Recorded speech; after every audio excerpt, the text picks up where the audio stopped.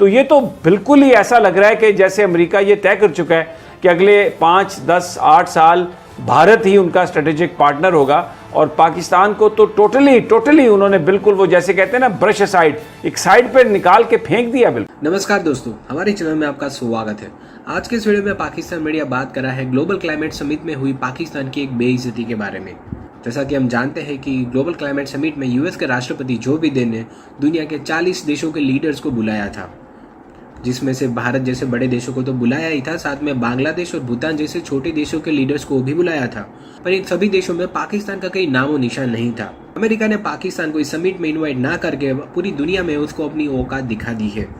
Pakistan media کو لگتا ہے کہ ان کے لیے بہت ہی بڑی بے عزتی کی بات ہے، کیونکہ پوری دنیا میں سے 40 چھوٹے بڑے دیشوں کو بلایا گیا ہے، جس میں سے ایک بھوٹان بھی ہے، اور پاکستان کو نظر انداز کیا گیا ہے۔ امریکہ کے اس قدم سے پاکستان میڈیا کو بہت ہی زیادہ مرچی لگی ہے۔ اپنی ناکامی کی ذمہ داری اٹھانے کے بجائے پاکستان نے اس بے عزتی کا ٹھکرا بھی بھارت کے سر پر پھوڑا ہے۔ پاکستان میڈیا کا ماننا ہے کہ بھارت کے دباؤ میں امریکہ نے پاکستان کو نہیں بلایا ہے، کیونکہ بھارت اور امریکہ اسٹریٹجک پارٹنر ہے، اور بھارت کو خوش کرنے کے لیے کہیں نہ کہیں US نے پاکستان کی اتنی بڑی بے عزتی کی ہے۔ گلوبل کلائمیٹ سمٹ میں پاکستان کی ہوئی بے عزتی پر پاکستان میڈیا اور کیا چرچا کر رہا ہے وہ دیکھنے کے لیے شروع کرتے ہیں اس ویڈیو کا اگلا بھاگ۔ کانفرنس ہو رہی ہے کلائمیٹ پہ، جو ورچوئل کانفرنس تھی، اس میں پرائم منسٹر عمران خان کو نئی دعوت دی گئی۔ 40 ممالک کو دعوت دی ہے امریکی صدر جو بائیڈن نے، اور اس میں پاکستان شامل نہیں ہے، لیکن جو کیٹیگریز تھیں جن ممالک کو بلایا جانا تھا، ان میں پاکستان سر فہرست تھا۔ انوائرمنٹ کے حوالے سے یہ کانفرنس تھی، اور بڑی ایک جو بات تھی کہ پاکستان اس سے پہلے باقاعدہ طور پر یہ ایک خط کے ذریعے اطلاع دے چکا تھا، ریکویسٹ بھی کر چکا تھا امریکہ کو کہ وہ they are looking forward to participate in this conference, لیکن وہ نہیں بلایا گیا۔ یہ بتائیے سب سے پہلے تو کہ یہ جو کلائمیٹ کانفرنس تھی، اس میں پاکستان کو نہ بلانا، جبکہ 5th پاپولس کنٹری ہے، اور پھر اس انوائرمنٹ کے حوالے سے جو موجودہ حکومت ہے ان کے بہت سارے پروجیکٹس بھی ہیں کلین کرنے کے لیے، پاکستان کو بلین ٹری کا بھی منصوبہ تھا، اور بھی دوسرے منصوبے تھے، پاکستان ریکویسٹ بھی کر چکا تھا، تو یہ کیوں نہیں بلایا؟ جس طرح سے لوگ اس کو کیٹیگرائز کر رہے ہیں کہ کیا واقعی یہ سنب ہے، ایک ڈپلومیٹک سنب؟ بالکل آپ درست فرما رہے ہیں، اور خاص طور پہ وزیر اعظم عمران خان کا تو کلائمیٹ چینج پہ بڑا ایمفیسس رہا ہے، اور بلین ٹری ان کی پلانٹیشن، اور کافی ہم دیکھتے رہے ہیں کہ UNGA میں بھی جب انہوں نے خطاب کیا 27 ستمبر، وہاں بھی انہوں نے کلائمیٹ چینج کی بات کی۔ تو اور پھر ہمارا ایک بڑا امپورٹنٹ رول بھی ہے، سارے جو گلیشیئرز ہیں ہمارے ہمالیاز میں، اس طرف آپ آ جائیے تو وہ بھی پگھل رہے ہیں، واٹر کرائسس ہے پاکستان میں۔ گو کہ ہم گرین گیس ایمیشنز میں ہمارا کوئی خاص رول نہیں ہے، ہم تباہی نہیں مچا رہے، لیکن ہم کوشش پوری کر رہے ہیں کہ اس تباہی کو روکیں، اور ہمارا کنٹری تو ایک رول ماڈل ہو سکتا تھا دوسرے ممالک کے لیے۔ تو یہ بڑی پریشان کن بات ہے، جو میں اسے سمجھ سکا ہوں کہ اگلے 4 سال بائیڈن کی حکومت کے ایڈمنسٹریشن ہمارے لیے بہت مشکل ہوں گے، اور اس کی 2-3 وجوہات ہیں۔ ایک تو افغانستان کے ساتھ معاملات ہیں، دوسرا بھارت کے ساتھ ہمارے تعلقات کی نوعیت اور کشمیر کا ایشو ہے، اور چوتھا میں سمجھتا ہوں کہ جو US کے اندر ڈیسیشن میکنگ ہے، خاص طور پہ وائٹ ہاؤس میں، اور اسٹیٹ ڈپارٹمنٹ تو ٹریڈیشنلی پاکستان کے خلاف رہا ہے، اور وائٹ ہاؤس میں اس وقت جو ٹیم ہے اس میں آپ سب جانتے ہیں کہ انڈین امریکنز بہت ہیں۔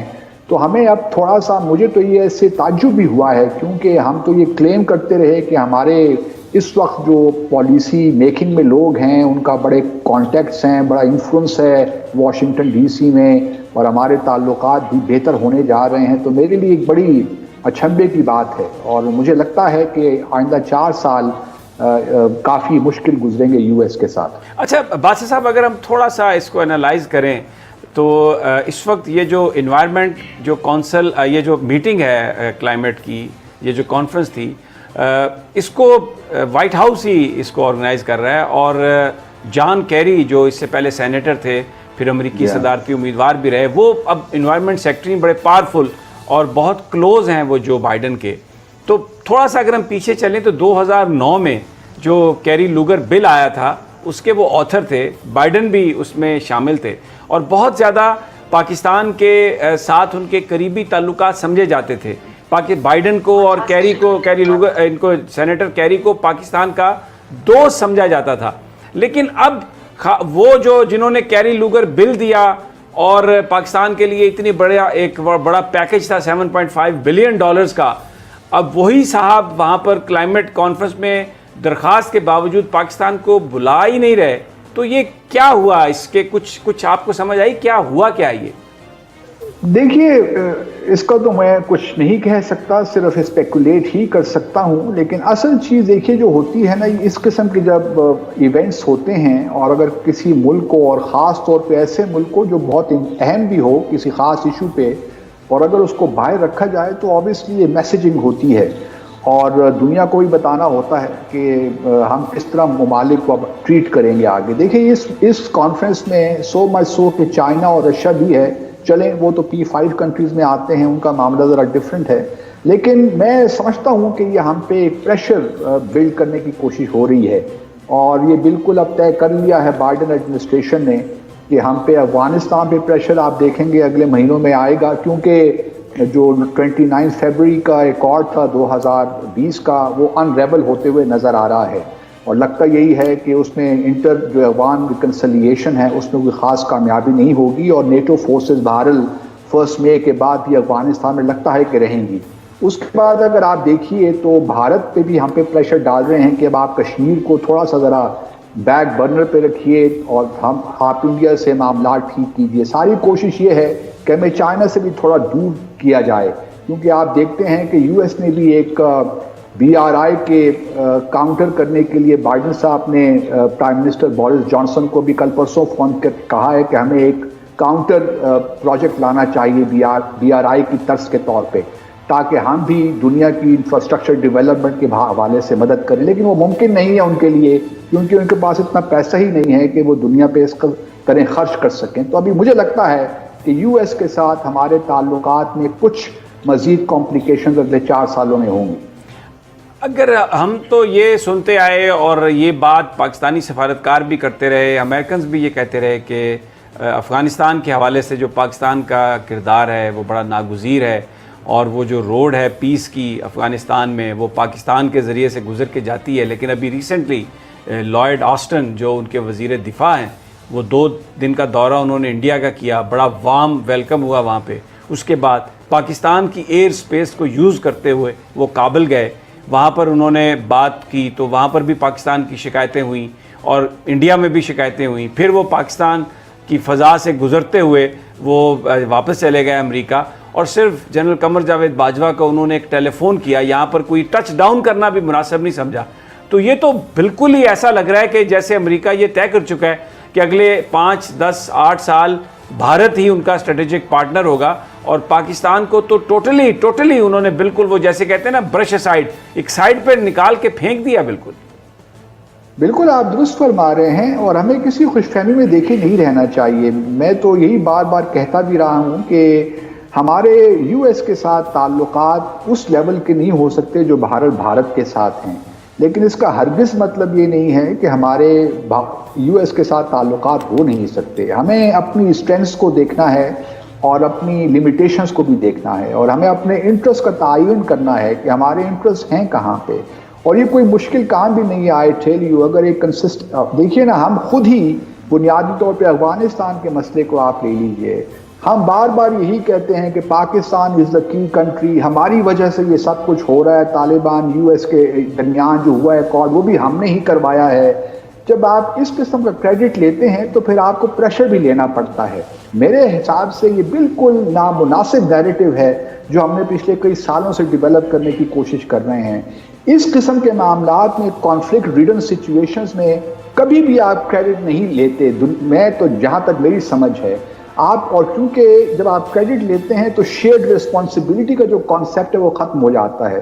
پھر دنیا آپ پہ ہی پریشر ڈالتی ہے کہ چلو جی آپ نے تو کریڈٹ لیا تھا, اس کا مطلب ہے کہ آپ کا طالبان پہ بڑا انفلوئنس ہے, آپ ان کو میز پہ لا سکتے ہیں, تو پھر آپ ان کو انٹرا افغانستان ریکنسلیشن جو ہے اس پہ بھی آپ مجبور کر سکتے ہیں. حالانکہ ہمارا کوئی اتنا خاص انفلوئنس طالبان پہ ہوگا, یقیناً ہوگا, لیکن ایسا بھی نہیں ہے کہ ہم ان کو ڈکٹیٹ کر سکیں.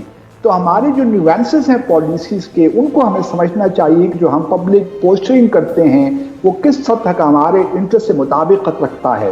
تو یہاں بہت ایشوز ہیں. ہمارے ہاں چونکہ ایک برین اسٹارمنگ نہیں ہوتی, ہمارے ہاں انسٹیٹیوشن میکنزم ذرا اس طرح اسٹرانگ نہیں ہے جو ہونے چاہیے, اس وجہ سے ہم ان پرابلمس میں آ کر گر جاتے ہیں. ابھی بھی میں سمجھتا ہوں اگر ہم اپنا کوئی تھوڑا بہت ایکٹ ٹوگیدر کر لیں تو کوئی وجہ نہیں ہے کہ ہم we rise up to the plate اور جو چیلنجز ہیں ان کا صحیح جواب دے سکیں. لیکن کیا ہم تیار ہیں یہ سارا مشکل کام کرنے کے لیے؟ مجھے نہیں لگتا کہ ہم اس وقت واقعی کوئی سیریسلی ہم ان سب چیزوں کو دیکھ رہے ہیں. ہم جس طریقے سے ہمارا ڈیسیشن میکنگ پروسیس چلتا ہے, جس قسم کے لوگ ہم جن پہ کاؤنٹ کرتے ہیں, ان کے رجحانات بڑے میں سمجھتا ہوں کہ وہ ایسے ہیں کہ ایک بیلنسڈ پرسپیکٹیو ہمارے وزیر اعظم کو بھی نہیں مل پاتا. تو اس لیے ضروری ہے کہ جو اپنا کنسلٹیشن کا جو نیٹ ہے اس کو ذرا براڈن کریں تاکہ مختلف آپ کو مختلف زاویوں سے آپ کو چیزوں کو انالائز کرنے کا موقع ملے. تب کہیں جا کے ایک سالڈ پالیسی بنتی ہے اور سالڈ طریقے سے آپ ڈپلومیسی کنڈکٹ کرتے ہیں. بڑی امپورٹنٹ آپ نے یہ بات کہی کہ جو کنسلٹیشن ہے اس پروسیس کو ریوائز کرنے کی ضرورت ہے. امریکہ کے ساتھ تو ہم نے بہت اب کوشش کی ہے, بھارت کے ساتھ جو اپنے تعلقات کو نارمل کرنے کی کوشش کی ہے. بہت سارے لوگوں کا یہ خیال ہے کہ اس کے پیچھے امریکن پریشر ہے. ڈی جی ایم اوز کی بھی آپس میں میٹنگ ہوئی دوشنبے میں. شاہ محمود قریشی صاحب بھی بات کر سکتے ہیں انڈین فارن منسٹر سے. ابھی شیڈیول تو نہیں ہے لیکن ڈیفینیٹلی ایسی چیزیں شیڈیول نہیں ہوتی, بس پھر کہا جاتا ہے کہ آنن فانن ہی یہ سب کچھ ہو گیا. جو انڈس واٹر ٹریٹی ہے اس پر بھی پاکستان نے مذاکرات شروع کیے. ہم تو سب کچھ کر رہے ہیں لیکن شاید ہمیں اب وہ